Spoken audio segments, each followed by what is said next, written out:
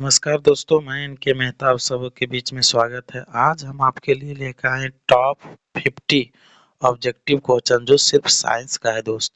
तो ये वीडियो जो है आप लोग जो है शुरू से और अंत तक जो है लगे रहें और सारी क्वेश्चन का जो है आप लोग लाभ उठा पाएं। चलिए दोस्त, वीडियो को लॉन्ग करते हुए ना तो हम लोग जो है क्वेश्चन को हम क्या करते हैं, स्टार्ट करते हैं। जिसमें पहला क्वेश्चन है दोस्त, बहुत इंपॉर्टेंट क्वेश्चन है कि बताइए कि एक प्रतिबिंब का आकार हमेशा वस्तु के बराबर है तो वह दर्पण, यहाँ पर दर्पण कर देना दोस्त, ना लगा देना, ठीक है। तो वह दर्पण होगा, कौन सी दर्पण होगा बताइएगा। उत्तल दर्पण होगा, अवतल दर्पण होगा, समतल दर्पण होगा, कौन सी दर्पण होगा दोस्त। जब जब कोई भी प्रतिबिंब का जो है आकार बराबर होता है तब, तो वह जो है हमारा जो है समतल दर्पण होगा। कौन सी दर्पण होगा दोस्त, समतल दर्पण होगा, ठीक है दोस्त। आगे क्वेश्चन नंबर दूसरा कह रहा है कि समतल दर्पण समतल दर्पण द्वारा बना प्रतिबिंब होता है क्या। कौन सी प्रतिबिंब बनता है समतल दर्पण में, वास्तविक, काल्पनिक, वास्तविक और काल्पनिक दोनों, या इनमें से कोई नहीं। तो ये जो है दूसरा का जो है ऑप्शन नंबर बी यानी काल्पनिक प्रतिबिंब बनता है। कौन सी प्रतिबिंब बनता है, काल्पनिक प्रतिबिंब बनता है दोस्त। आगे तीसरा नंबर क्वेश्चन बहुत इंपॉर्टेंट क्वेश्चन है दोस्त कि प्रकाश परावर्तन के कितने नियम है। ए में 3, बी में 4, सी में 1, डी में 2। तो प्रकाश परावर्तन के जो है हमारे 2 नियम है। कितने नियम है, 2 नियम। आगे दोस्त चौथा नंबर क्वेश्चन है क्या कि दाढ़ी बनाने में कौन सी दर्पण का उपयोग होता है। दाढ़ी बनाने में कौन सा दर्पण का उपयोग होता है। पहला ए समतल दर्पण, बी अवतल दर्पण, सी उत्तल दर्पण और डी इनमें से कोई नहीं। तो 4 का ऑप्शन नंबर जो है बी अवतल दर्पण में प्रयोग किया जाता है दाढ़ी बनाने के लिए, और जो है श्रृंगार के दुकान में रखा जाता ही है अवतल दर्पण ही दोस्त। आगे पांचवा नंबर क्वेश्चन है क्या कि उत्तल दर्पण द्वारा बना प्रतिबिंब कैसा होता है। मतलब उत्तल दर्पण में बना प्रतिबिंब होता है, मतलब कौन सा प्रतिबिंब बनता है। तो पांचवा का अति ऑप्शन नंबर ए हो गया हमेशा सीधा बनता है, हमेशा उल्टा बनता है। सी हो गया हमें सीधा और उल्टा दोनों बनता है और इनमें से कोई नहीं। तो 5 का ऑप्शन नंबर जो है ए सीधा बनता है। उत्तल दर्पण द्वारा हमेशा प्रतिबिंब कैसा बनता है, सीधा बनता है। आगे अवतल दर्पण की फोकस दूरी उसकी वक्रता त्रिज्या का क्या होती है। अवतल दर्पण की फोकस दूरी और वक्रता त्रिज्या का क्या होती है। ए दोगुनी, बी चौथाई, सी बराबर, डी आधी। तो 6 का यानी आधी होता है। एफ बराबर फार्मूला आप लोग भी पढ़े होंगे कि एफ बराबर जो है R by two, R by two, ठीक है दोस्त। एफ बराबर जो है आर बाई टू होता है, ठीक है। चलिए दोस्त आगे आगे है दंत विशेषज्ञ किस दर्पण का उपयोगी मरीजों के दांतों का बड़ा प्रतिबिंब देखने के लिए किया जाता है। दंत विशेषज्ञ किस दर्पण का उपयोग मरीजों को दांतों को बड़ा प्रतिबिंब देखने के लिए किया जाता है। मतलब जहाँ पर दंत विशेषज्ञ होते हैं दोस्त, वहाँ जो है डॉक्टर जो होते हैं तो दांतों को जो है देखने के लिए कौन सा दर्पण का प्रयोग किया जाता है। ऑप्शन नंबर ए समतल दर्पण, ऑप्शन नंबर बी अवतल दर्पण, सी उत्तल दर्पण, इनमें से सभी दर्पण का प्रयोग। आगे है तो इसमें इसका ऑप्शन नंबर हो जाएगा दोस्त 7 का ऑप्शन नंबर हो जाएगा ए समतल दर्पण। कौन से दर्पण, समतल दर्पण। आगे दोस्तों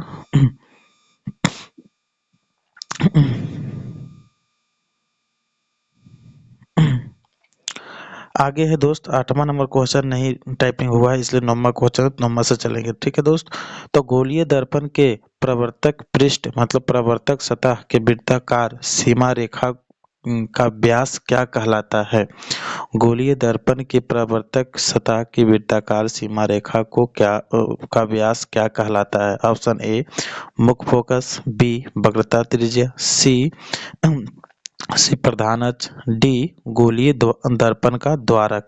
तो नो का जो है ऑप्शन नंबर जो है डी गोलीय दर्पण का द्वारक कहा जाता है दोस्त। आगे 10वां नंबर क्वेश्चन है कि निम्नलिखित में से कौन सा उत्तल दर्पण की फोकस दूरी है जिसकी त्रिज्या यहाँ पर भी 2 बार टाइपिंग हो गया, जिसकी इसको हटा दीजिएगा, ठीक है दोस्त, जिसकी त्रिज्या 32 सेंटीमीटर है। तो इसका जो है ए 8 सेंटीमीटर, बी -8 सेंटीमीटर, सी 16 सेंटीमीटर, डी -16 सेंटीमीटर। तो इसका जो होता है फार्मूला होता है दोस्त, उत्तल दर्पण की फोकस दूरी बराबर एफ बराबर जो होता है R/2। तो यहाँ जो है आर त्रिज्या दे दिया है 32/2, 16 दूना 32 यानी 16 सेंटीमीटर। ऑप्शन नंबर सी है दोस्त। आगे आगे कह रहा है 11 नंबर क्वेश्चन कि 11 नंबर क्वेश्चन कह रहा है दोस्त कि किसी वस्तु का वास्तविक और समान आकार का प्रतिबिंब प्राप्त करने के लिए वस्तु को उत्तल लेंस के सामने कहाँ रखेंगे? ऑप्शन नंबर ए लेंस के मुख्य फोकस पर, बी फोकस दूरी की दुगनी दूरी पर, सी अनंत पर, डी लेंस के प्रकाशिक केंद्र और मुख्य फोकस के बीच। तो 11 का ऑप्शन नंबर जो है वी यानी फोकस दूरी की दुगनी और दूरी पर रखा जाता है दोस्त। आगे 12 नंबर क्वेश्चन है कि निम्नलिखित में से कौन सा पदार्थ लेंस बनाने के लिए संयुक्त नहीं किया जा सकता है? निम्नलिखित में से कौन सा पदार्थ लेंस बनाने के लिए प्रयुक्त नहीं किया जाता है दोस्त? सीधा ए कांच, बी मिट्टी, सी जल, डी प्लास्टिक। तो इसका नंबर जो है यानी मिट्टी का प्रयोग हम लोग नहीं करते हैं दोस्त। आगे निम्नलिखित में से किसका अपवर्तनांक अधिक होता है? ए हीरा का, बी जल का, सी सीसा का, और ई हो गया डी हीरा का। ठीक है, तो 13 का जो है यानी हीरा का जो है अपवर्तनांक सबसे अधिक होता है। हीरा का अपवर्तनांक सबसे अधिक होता है। आगे दोस्त प्रकाश का चाल सबसे अधिक कहाँ होती है? कांच में, वायु में, निर्वात में, इनमें से कोई नहीं। तो ये जो है प्रकाश का अपवर्तनांक सबसे अधिक जो होता है निर्वात में होता है दोस्त। आगे अवतल लेंस की फोकस दूरी होती है, क्या होती है? धनात्मक, ऋणात्मक, धनात्मक, धनात्मक ऋणात्मक दोनों, धनात्मक या दोनों, या इनमें से कोई नहीं। ठीक है दोस्त, तो 15 का जो है ऑप्शन नंबर जो है इनमें से कोई नहीं, क्या होता है? वो ऋणात्मक होता है अवतल दर्पण की फोकस दूरी। ठीक है दोस्त, ऋणात्मक। तो यहाँ धनात्मक ऋणात्मक दिया हुआ है। ठीक है, आगे कौन से लेंस में वास्तविक एवं आभासी दोनों प्रतिबिंब बनता है? बहुत इंपॉर्टेंट क्वेश्चन। कौन से लेंस में वास्तविक और आभासी दोनों प्रतिबिंब बनता है? तो 16 का हो जाएगा यानी उत्तल दर्पण में जो है वास्तविक और आभासी दोनों प्रतिबिंब बन जाता है। आगे एक गोलीय दर्पण द्वारा बने प्रतिबिंब का आवर्धन ऋणात्मक हो तो प्राप्त प्रतिबिंब कैसा होगा? यानी यदि एक गोलीय दर्पण का प्रतिबिंब आवर्धन क्षमता क्या होना चाहिए? ऋणात्मक होगा तो प्रतिबिंब कैसा बनेगा? तो उल्टा बनेगा, ए बी सीधा बनेगा, सी उल्टा सीधा दोनों बनेगा, इनमें से कोई नहीं। तो ये जो है उल्टा बनेगा। कैसा बनेगा? उल्टा बनेगा। आगे किसी माध्यम का अपवर्तनांक का मान होता है क्या? किसी माध्यम का अपवर्तनांक क्या होता है? तो साइन आई बटा साइन आर। तो साइन आई बटा साइन आर कौन है दोस्त? ऑप्शन नंबर बी साइन आई बटा साइन आर।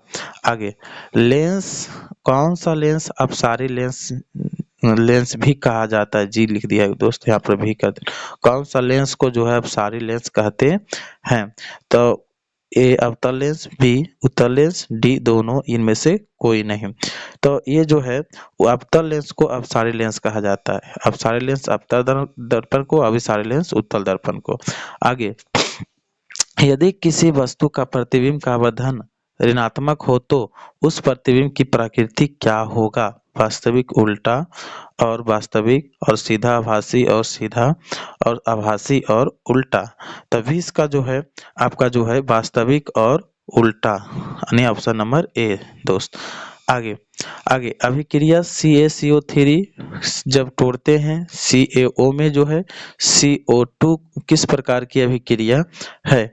तो ये जो है वियोजन, मतलब जो है टूट गया, तो इसको बोलते हैं वियोजन अभिक्रिया। ठीक है दोस्त।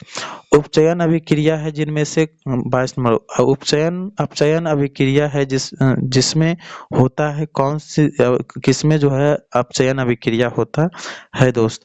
तो ये जो है ऑक्सीजन में ए, बी हाइड्रोजन में, सी इलेक्ट्रॉन में का त्याग, और इनमें से कोई नहीं। तो इलेक्ट्रॉनों का त्याग में। आगे वैद्युत अपघटन में इलेक्ट्रॉन मुक्त होता है क्या? एनोड पर होता है, कैथोड पर होता है, कि दोनों पर होता है, कि इनमें से कोई नहीं? तो ये जो है आपका जो है एनोड पर होता है, इलेक्ट्रॉन मुक्त होता है एनोड पर होता है। आगे शरीर में जो है भोजन का पाचन किस प्रकार की अभिक्रिया है? शरीर में भोजन का पाचन किस प्रकार की अभिक्रिया है? उपचयन, संयोजन, विस्थापन, अपचयन। बहुत इंपॉर्टेंट क्वेश्चन है ये दोस्त। तो ये जो है उपचयन अभिक्रिया है। कौन सी अभिक्रिया? उपचयन। शोषण किस प्रकार का रासायनिक अभिक्रिया है? शोषण किस प्रकार का रासायनिक अभिक्रिया है? उपचयन है, संयोजन है, ऊष्माक्षेपी है, ऊष्माशोषी है। ठीक है। तो ये जो है ऊष्माक्षेपी है। कौन सी अभिक्रिया है? ऊष्माक्षेपी अभिक्रिया। साग सब्जी का विघटित होकर कंपोस्ट बनाना किस अभिक्रिया का उदाहरण है? साग सब्जी का विघटित होकर कंपोस्ट बनाना किस प्रकार की अभिक्रिया का उदाहरण है? तो ये जो है ए ऊष्माशोषी, ऊष्माक्षेपी, उभय धर्मी, उभय गर्मी लिख दिए दोस्त, उभय धर्मी होगा। ठीक है, उभय धर्मी। ठीक है। आगे उभय धर्मी और प्रतिस्थापन। तो ये जो है ऑप्शन नंबर जो है इसका जो 26 का जो है आपका जो हो जाएगा सही, ऊष्माक्षेपी अभिक्रिया। कौन सी अभिक्रिया? ऊष्माक्षेपी अभिक्रिया। वह पदार्थ जो अभिक्रिया के वेग को परिवर्तित कर देता है क्या कहलाता है? वह पदार्थ जो अभिक्रिया के वेग को परिवर्तित कर देता है वह क्या कहलाता है? अपरूप, उत्प्रेरक, उपचयन, अपचयक। ठीक है, उपचयक, अपचायक। ठीक ठीक है दोस्त। 27 को उत्प्रेरक बोलते हैं, उसको क्या कहते हैं? उत्प्रेरक। आगे लिटमस विलयन बैंगनी रंजक होता है जो निम्नलिखित में से किससे निकलता है? लिटमस विलयन है दोस्त, जिसका रंजक क्या होता है? बैंगनी रंग होता है। तो किससे निकलता है? लाइकेन से, लाल पत्ता गोभी से, हल्दी से, पेटूनिया फूल से। तो ये जो है आपका जो है 28 का हो जाएगा लाइकेन नामक पौधा से। निम्नलिखित में से कौन सा परवल अम्ल है दोस्त? निम्नलिखित में से कौन सा परवल अम्ल है दोस्त? H2SO4, HCl, HNO3, इनमें से कोई नहीं। तो ये जो है इसका सबसे परवल अम्ल जो है दोस्त H2SO4 या HNO3, ए और सी दोनों होगा। ठीक है, दोनों परवल अम्ल ही है दोस्त, है बस में। ठीक है। तो 29 का जो है आपका जो है ए और सॉरी ए नहीं जी, HCl, ए और बी दोनों है, H2SO4 और HCl दोनों है दोस्त। आगे 30 नंबर क्वेश्चन है कि अम्लीय विलयन का पीएच मान क्या होता है? 7 होता है, 7 से कम होता है, 7 से अधिक होता है, इनमें से कोई नहीं। तो 7 से जो है कम होता है दोस्त, 30 का वी। आगे खरिया का रासायनिक सूत्र क्या है? खरिया, खरिया का रासायनिक सूत्र क्या है? तो CaCO3, MgCO3, CO3, CaCA2। ठीक है। तो खरिया का जो रासायनिक सूत्र हो जाता है CaCO3, उसको बोलते हैं खरिया। आगे एक रेजिया मिश्रण में जो है HCl और HNO3 का अनुपात होता है, कितना होता है? तो 3:1, बी 1:3, सी 2:2, डी 1:2। तो ये जो है 32 का जो है आपका हो जाएगा 1:3। आगे सोडियम बाइकार्बोनेट का अनुसूत्र क्या होता है दोस्त? बहुत इंपॉर्टेंट क्वेश्चन। सोडियम बाइकार्बोनेट का सूत्र क्या होता है दोस्त? NaHCO3, NaCO3, K2CO3, NaCl3। तो 33 का जो है आपको जो है NaHCO3 होता है दोस्त। निम्नलिखित में से कौन सा लवण है? निम्नलिखित में से कौन सा लवण है? HCl, NaOH, K2SO4 और NaHO4OH। तो 34 का आपको जो हो जाएगा जो है K2SO4 है दोस्त। आगे पेरिस प्लास्टर का रासायनिक सूत्र क्या है? पेरिस प्लास्टर का रासायनिक सूत्र क्या है? यानी प्लास्टर ऑफ पेरिस जिसको बोल सकते हैं, POP भी बोल सकते हैं दोस्त। तो 35 का आपको जो है हो जाएगा DCaSO4 हॉल टू H2O। ठीक है दोस्त, चींटी के डंक में कौन सा अम्ल पाया जाता है? बहुत इंपॉर्टेंट क्वेश्चन है दोस्त, चींटी के डंक में कौन सा अम्ल पाया जाता है? ठीक है, हाइड्रोक्लोरिक, फॉर्मिक, सिट्रिक, एसिटिक। ठीक है, तो 36 का हो जाएगा आपको दोस्त फॉर्मिक अम्ल। कौन सा अम्ल? फॉर्मिक अम्ल। आगे 37 हो जाएगा, वायुमंडल में CO2 का मात्रा कितना प्रतिशत है दोस्त? वायुमंडल में जो है CO2 का सॉरी O2 का मात्रा कितना प्रतिशत है दोस्त? तो वायुमंडल में O2 का मात्रा जो है हमारे जो है वायुमंडल में उपस्थित है 21% वायुमंडल है। ठीक है दोस्त, आगे 38 प्रकाश संश्लेषण प्रक्रिया में ऑक्सीजन बाहर निकलता है तो किससे? जल से, CO2 से, ग्लूकोज से, इनमें से कोई नहीं। तो 38 का जो है आपका जो है जल से। ठीक है, प्रकाश संश्लेषण में ऑक्सीजन बाहर निकलता है। आगे प्रकाश संश्लेषी अंगक है, किसका अंग है? प्रकाश संश्लेषी किसका अंग? फल का है, हरित लवक का है, क्लोरोफिल का है, इनमें से कोई नहीं। ठीक है, तो ये जो है 39 का जो है हो जाएगा हर क्लोरोफिल का अंग है। ठीक है, आगे प्रोटीन के पाचन में सहायक होता है दोस्त पेप्सिन, लाइपेज, टाइलिन, इनमें से कोई नहीं। ठीक है, तो 40 का जो है पेप्सिन, कौन होता है? पेप्सिन। आगे आहार नाल का जो है सबसे लंबा भाग कौन सी है? आहार नाल का सबसे लंबा भाग, बहुत इंपॉर्टेंट क्वेश्चन है दोस्त। ग्रास नाल, छोटी आंत, आमाशय, इनमें से सभी। तो ये जो है छोटी आंत सबसे लंबा भाग है दोस्त। आगे मैग्नीशियम पाया जाता है किसमें? मैग्नीशियम पाया किसमें? क्लोरोफिल में, लाल रक्त कण में, श्वेत रक्त कण में, अवर्णी लवक में। लाला लिख दिए, लाल होगा शायद दोस्त। ठीक है, तो लाल रक्त कण में। ठीक हो, तो ये जो है आपका जो है 42 का जो है क्लोरोफिल में होता है। आगे कूटपाद किसमें पाया जाता है? कूटपाद किसमें पाया जाता है? ईस्ट में, अमीबा में, पैरामीशियम में, इग्लिना में। तो 43 का जो है अमीबा में, किसमें पाया जाता है? अमीबा में। आगे जठर ग्रंथि कहाँ पाया जाता है? आगे जठर ग्रंथि कहाँ पाया जाता है? आंख में, अग्नाशय में, यकृत में, आमाशय में। तो जठर ग्रंथि पाया जाता है दोस्त आमाशय में। कौन सी? आमाशय से जठर ग्रंथि का निर्माण निकलता है। आगे एथिल अल्कोहल किस प्रकार का शोषण में बनता है? एथिल अल्कोहल किस प्रकार के शोषण में बनता है? वायवीय, अवायवीय, दोनों, इनमें से कोई नहीं। तो 45 का जो है बी, अवायवीय। आगे अस्टोमाटा किस में पाया जाता है? अस्टोमाटा किस में पाया जाता है? तो 46 का जो है वी, पत्तियों में पाया जाता है। आगे किण्वन क्रिया किस जीव में होता है? किण्वन क्रिया किस जीव में होता है? अमीबा में, ईस्ट में, हाइड्रा में, कछुआ में। तो 47 का जो है आपका हो जाएगा जो है ईस्ट में, 47 में ईस्ट में। हाइड्रा में सॉरी मत्स्य का मुख्य शोषण अंग कौची है? ट्रैकिया है, गिल्स में है, फेफड़ा में है, नाक। तो मत्स्य का, मछली का जो है मुख्य शोषण जो है गिल्स में है।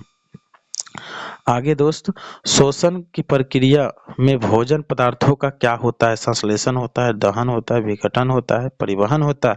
तो 49 का जो है से विघटन होता है दोस्त। आगे अमीबा का जो है मुख्य पाचन अंग है कौन सा है? अमीबा का मुख्य पाचन अंग कौन है? कूटपाद, भोजन रसधानी, केंद्रक, इनमें से कोई नहीं।